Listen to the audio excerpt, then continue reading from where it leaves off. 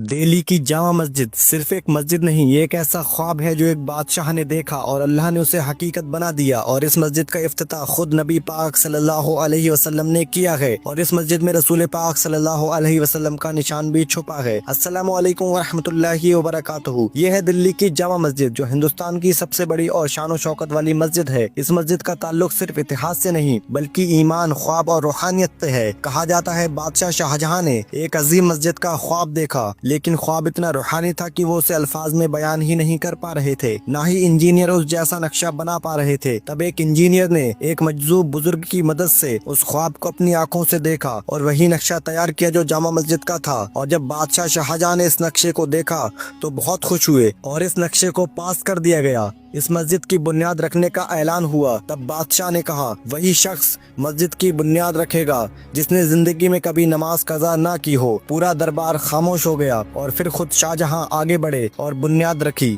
بنیاد ایک چھوٹی پہاڑی پر رکھی گئی تاکہ جامع مسجد لال قلعے سے اوپر رہے۔ سن 1650 عیسوی میں تعمیر شروع ہوئی اور اس مسجد کو تعمیر کرنے میں 6000 مزدور اور 6 سال کی محنت لگی، اور ہر پتھر رکھنے سے پہلے قرآن کی تلاوت ہوتی تھی۔